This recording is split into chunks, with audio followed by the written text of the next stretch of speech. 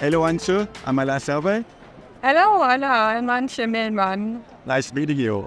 So we're going to spend some time together. Can you tell me a bit more about your history in art? What's bringing you here? Of course, yes. I am the director of Museum Schloss Moyland, which is in West Germany, close to the Dutch border.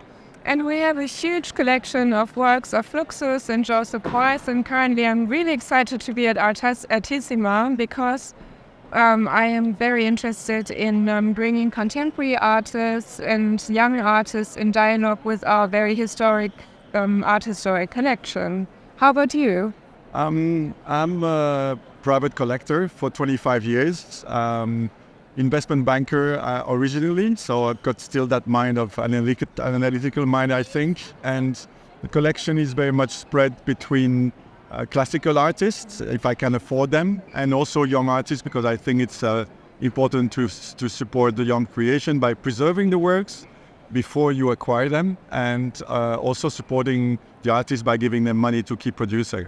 Let's go to Silberman. There are very interesting artists there. I've been following for a long time. Itamar, and also since we do a lot of research-based work. What are you calling research-based for the people that are less expert than you? What is the research-based art? Literally research-based. They go into the archives, different archives, some historical sources, some art historical sources.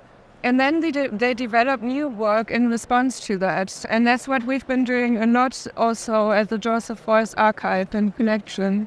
What difference would you make between that kind of research-based art and a documentary or a book or, an essay that you would be writing? Well, yes, there's definitely an aesthetic response that is leading to new artwork, but in dialogue with a historical fact or position, and it's also adding an element of the imaginary that wasn't there before. And this is also, in a way, what you say, helping young artists, bringing them into a dialogue with, for example, Joseph Beuys or George Much, somebody like that. Is it important to refer to the art history to be an artist and to create a... Yes, I think it is important because we live in a context, we deal with a context, and all the contexts we have now, not only in art, but in politics and society and design, everything has a history and we wouldn't be here where we are now if we didn't have this history, and knowing this history and working with this history,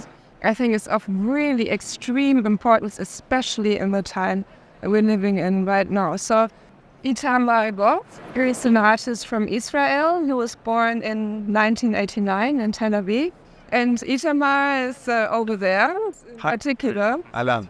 Nice meeting you. Hi, nice to see you again. And maybe you can talk a little bit about your work. Yes, so this is a work I realized while I was in Istanbul last year. I was reading a bit about the history of the region and came across this this very poetic recount of a Byzantine historian that was lamenting the occupation of his hometown by the Fourth Crusade in the 13th century. And he's talking to his city that he has to leave, giving it different titles, like the queen of all queens of all cities. Like there is a very long list of names that he's calling the city in his sorrow. And one of the names is Refuge of All Strangers. That the minute I read these words, I was very emotionally touched by it. I was trying to ask myself, what is actually a refuge of all strangers? If there is such a thing, maybe it only exists as some sort of an idealization of something. Now, once you know it's gone, you start thinking about it as if it is really a refuge of all strangers. So this idea of something that is very sweet but is actually not in your hands, something that you only can think of when it's gone, is something that really stayed with me. And so I had in mind creating something that would somehow give away this idea of some sort of a promise, some sort of a shining, very inviting, sweet-looking thing, but that in the end doesn't really fulfill the promise. So it's a bit like attesting its own failure in a way, because this form of like this neon of like on old hotels or next to highways, something that is really calling people in or like giving directions. But in the end, it's not on any rooftop. It's on a floor inside the room, so it's not really fulfilling its function. So the idea was to create something that is a bit in movement, like that you understand something is not working right now. Either it's about to be working or maybe it was working, but something within this promise of really offering refuge of all strangers. That little part, that's a book or that's a suite? So it's a recount. It's some sort of a story that is very poetic. It's almost like a poem, but a very long one. From the 13th century, in which this historian is describing how they had to flee, how they had to run away from the sweet city of Constantinople. Yeah. And I also like the context of where it was first presented, because I think it was first presented, this work, at the new Silverman space in Berlin, which is the former Hotel Bogota. That was indeed a refuge of all strangers, especially from the art environment. And then before that, it was the atelier of the Jewish photographer Eva, who was wonderful, was deported and murdered. So it's got this whole trans-historical context where this was first shown. So I think every installment where you will bring it to will add more layers to the understanding of our engagement, with the 13th century, with Istanbul and Constantinople, and also with a very global society. Yeah, in general, in my works, it's very important for me the space, not only the work itself. It's like really an inseparable part where it is located or the history of the space. So, of course, it was a very symbolic and very beautiful beginning where it was first presented. But I think in every space that it will have inevitably different associations, or there will be some sort of a communication between the piece and the space that will add more to what it means. Yeah. Can you tell maybe a little bit more to Alain about why you chose to do so research-based practice? Why? I usually work like this. Usually all my works usually begin with some sort of a small detail or some sort of like an object or a person or something that I find exciting enough to allow myself to somehow start looking for whatever this search will lead me to. Usually it ends up very far away from this very beginning, but this is the way I work, like finding in archives and different photographs, documents, poems, everything that might seem like there is some sort of a thing that if I dig into, it might lead me somewhere. And so the form every time is completely different. It can be a video, it can be a sculpture, it can be a painting or a neon. It comes from this idea of trying to dig into and see where it's going. Good. We keep going because we've got very little time and we've got a lot of art to see. Thank you so much. Thank you, Tamara. I see you. Yes. I just would like to show you this for a sec. That's the stampone here, and I want to show it to you really briefly because you see this guy up there at the top. Yeah. Joseph Beuys is really the kind of icon of our collection with this very big Beuys collection. So I'm very interested in how this artist from Italy is engaging with the Beuys time in southern Italy. And especially this project Difesa della Natura, which was, the kind of preliminary for the 7,000 Oaks project that he did at the Documenta in Kassel. But I wanted to finish on what we were saying about the research-based. Yeah. I think it's interesting because art eventually is about giving us an alternative view of the world. And what is interesting he said, I'm studying from a little fact or I'm trying to a little thread of something. It's interesting because that's what it is. We normal people, I would say normal people in the definition of following the norm, we pass in front of the same little thread of wool forever, and we never look at this. And the artist pulled that little thread, and as the previous artist was saying, it is in some way whatever will be the result. And it's the same for us as a society in general, maybe to pull some more thread and so on. Here, I'm still a little bit, wondering whether a kind of single-minded obsession with boys is good enough to make art. Because I see a face of Joseph Beuys. I say a kind of history of Joseph Beuys if you want. Yeah. But this is your specialty and your personal obsession. And I think it's very dangerous as a private collector as well to be mono-obsessional. No, I'm talking about the museum because I'm talking from the perspective of the museum directors that are responsible for the legacy in a way of Joseph Beuys in the museum.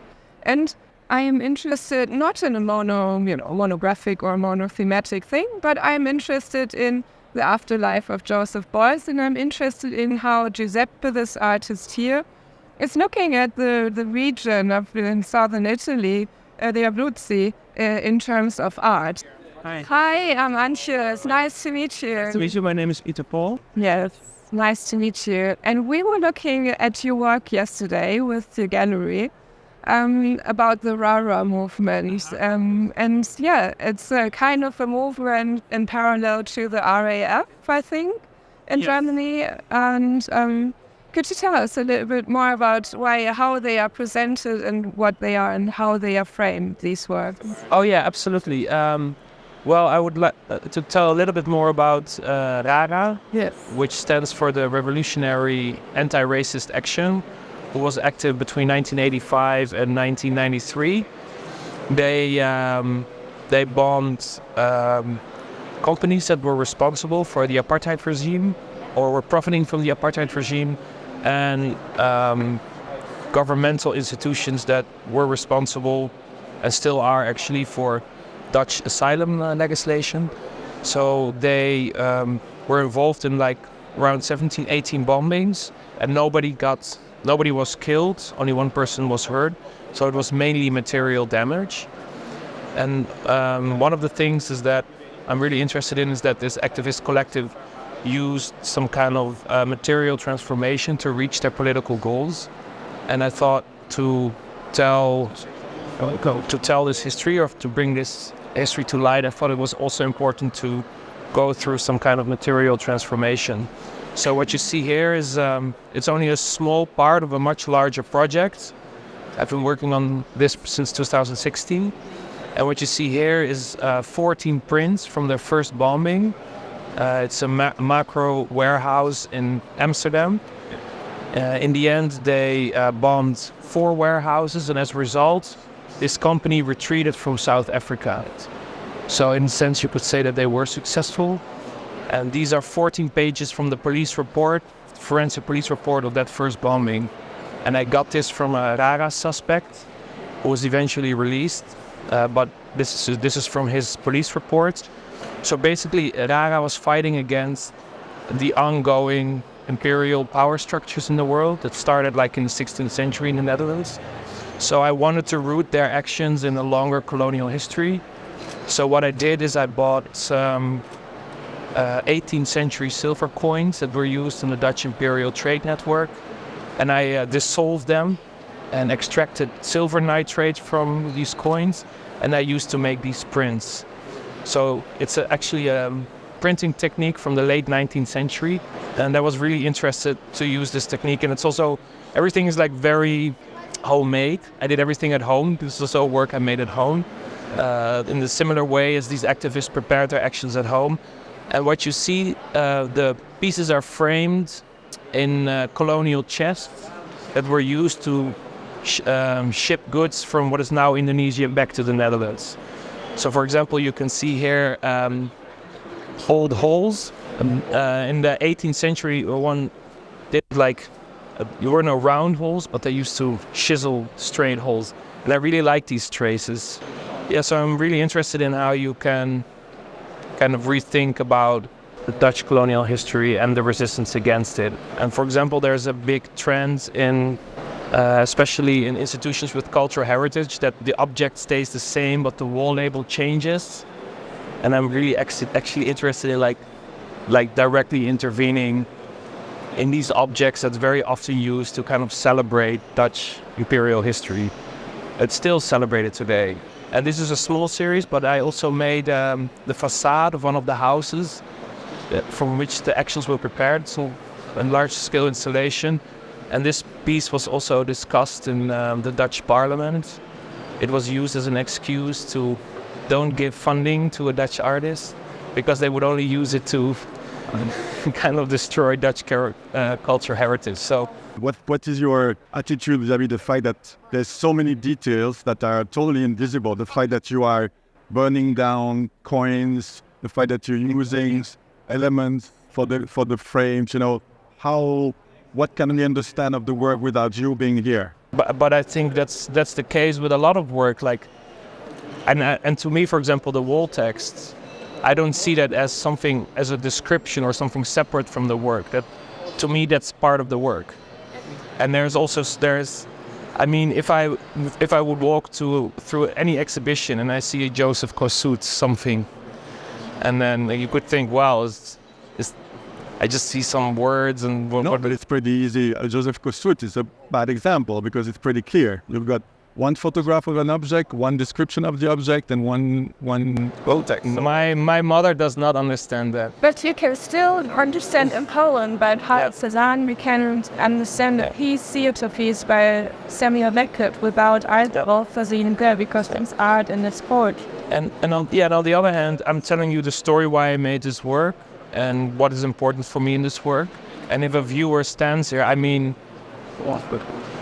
we sold 2 pieces to some person who did not know this content but was still very intrigued by the way I treat materials and the image that was. So, even though there's a lot of layer and there's a very linguistic part to my work, I'm still dealing with aesthetics, and so I still believe that there's always an aesthetic power to the things that I do, even though there's much. And the materials you're using have an aesthetic power, but you're really transforming this to a different kind of aesthetic, and I really think there's some magic in that, so thank you. Thank you, yeah, thank you. Very much. Yeah, thank you. So we'll see something else in this gallery from Berlin. It's an Italian artist that was forgotten for many decades because art history is something which is not written once to still forever, and it's changing very much. This artist who was a feminist artist defending the role of women in society and bring attention to what it is, I think doing very well. Where did you discover Clément? It happened with the catalogue, actually. We saw an exhibition catalogue from an exhibition in Milan, Frigoriferi Milanesi, curated by Marco Scottini, and there was an image of this beautiful tapestry by Clément Parrucchetti. We were blown away and we started to research. We discovered that Clément passed in 2016, but the 5 children are actually still taking care of what is her estate, and we got in contact with them. The fortune with Clément's work, which is different from many feminist artists' practice, is that most of their works still exist, and they are kept in this museum house that is in Borgo Adorno in the south of Piemonte. So we went to visit them and discovered this beautiful archive of works. In the case of Artissima presentation in Back to the Future, we present a selection of unseen works that span from the 1969 to 1980s. These 10 years were crucial to her practice because it's the moment that she shifted from painting, abandoning a milieu that was mostly male dominated, to including this element or material from the domestic labor.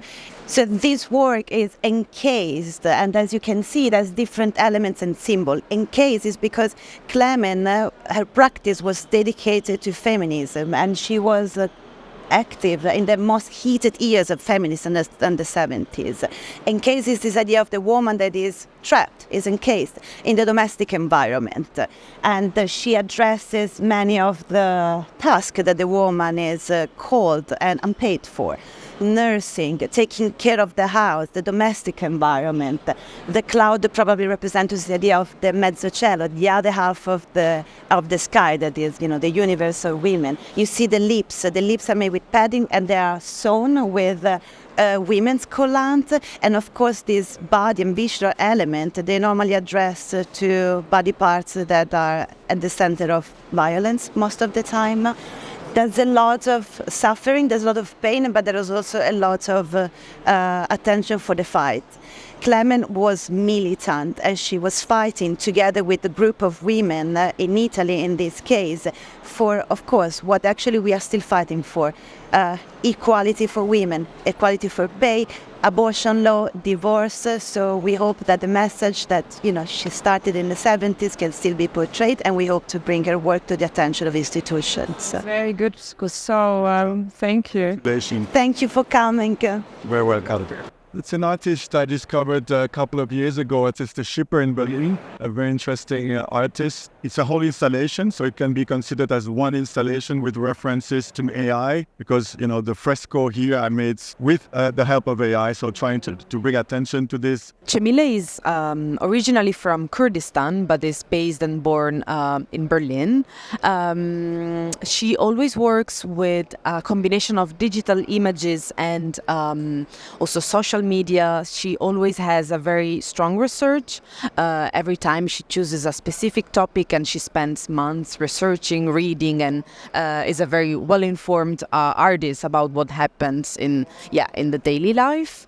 For this specific project, she took inspiration from a certain discipline, which is now not anymore in use. It's called phrenology.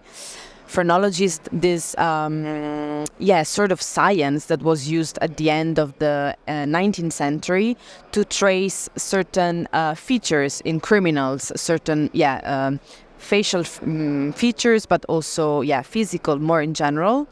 So she was always curious about studying more, and for this project she looked more at how today we portray certain criminals, and in a way how we glorify them.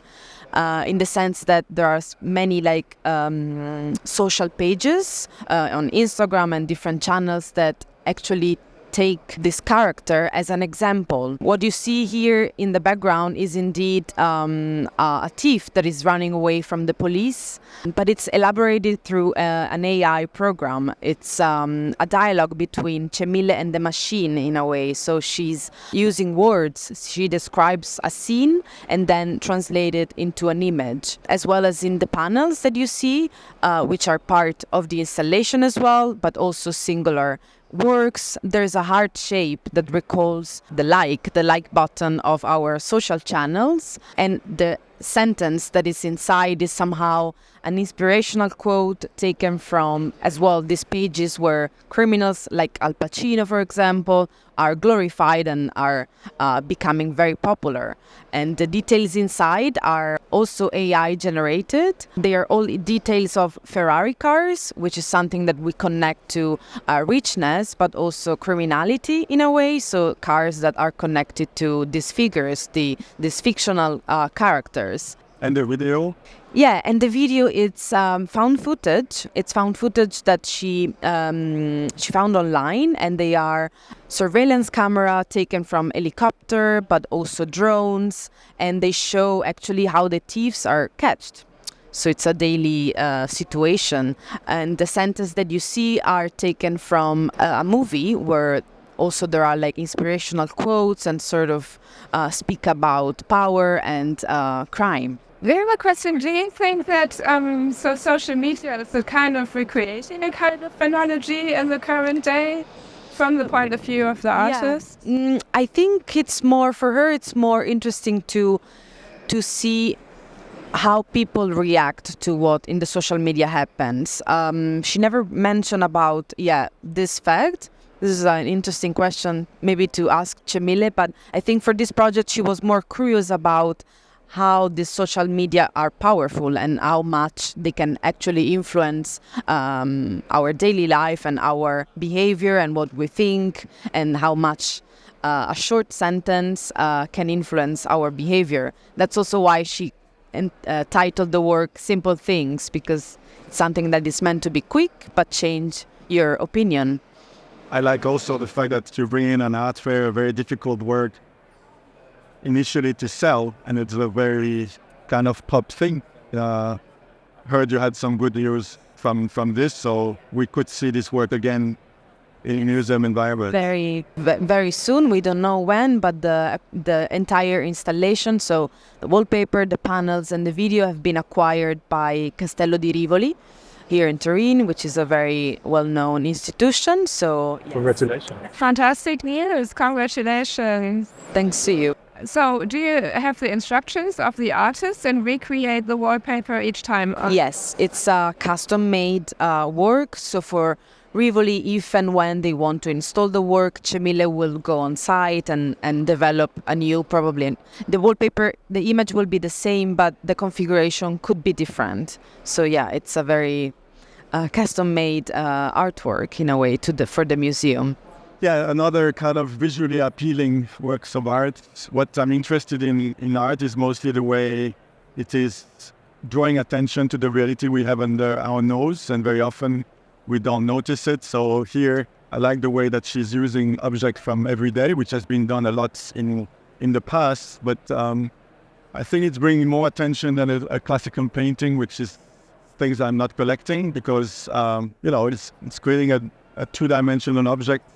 That is kind of having that appeal of art, and very often people wonder if this is art. And for me, the way she's choosing to express herself is bringing the people in a more direct way, in my opinion, for the younger generation than the classical painting, to which they have sometimes a little relationship. But maybe we'll ask some explanation about... Shalize Naumani is a French artist with Iranian origins, and her practice focuses on the accumulation of images and details for the creation of new images that would combine a variety of elements coming from a variety of sources. For example, why does she always using clothes? She uses fashion and clothing as a linguistic tool, just as she would use paint for the accumulation and stratification of layers, as you were mentioning about classical painting. It's true that fashion has always been a way of expressing yourself in society. Absolutely, just with a different kind of material, and also the use of fabric also comes from the Iranian origins that I was mentioning. This is very close to the way that she relates to her family. She still likes to work with her mom when she puts all these elements together. So this is something that comes from her history. Even though she was born and raised in Paris, she still keeps this tradition very close to her heart and art. For example, this work that you particularly liked is using a photograph that she took during the first march for the protests in Paris after the killings in Iran.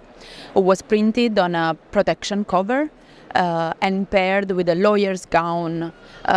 So again, in a very sarcastic and ironic way, but at the same time very profound way, she speaks about justice and about how truth is revealed and who is responsible for the decision whether people are guilty or innocent. And vice versa. And there is again another layer in this work. When we look at the title, for example, the title of the work makes a reference to the Batman, and the combination of two characters, the lawyer and the fictional character like Batman, both wearing a black costume and both in some kind of way working for justice, makes us laugh, but also makes us think. And we haven't spoken about that up to now, but she has already shown in institutions, I think. She has shown in institutions. She's currently in a major group show at the Modam in Luxembourg, which is titled After Laughter Comes Tears. And in that case, she's using another level and another part of her practice, who is also relating to the notion of care, but in a sort of more protective way, so going one step further from clothing, so something that is also protecting our body and our mind, which is more like an habitat rather than something close to our skin at the same time. And something we haven't asked as a question up to now, but what is the price of it? The price of this work is 8,000 euros. What I wanted to bring attention to this is, it is a work which I think it's visually overwhelming. it is already having some institutional supports. There's a wide context, and in my opinion, it's still an amount of money which is affordable, not to the obviously the average people in the street, but I think that €8,000 is still affordable for a work of art with this precondition. I wanted to bring that attention to viewers that sometimes things of good value in terms of money can be found in an art fair. Thank you very much. Thank you. Thank you. It is very important work because about justice in Iran is still a very important issue as of today. Thank you.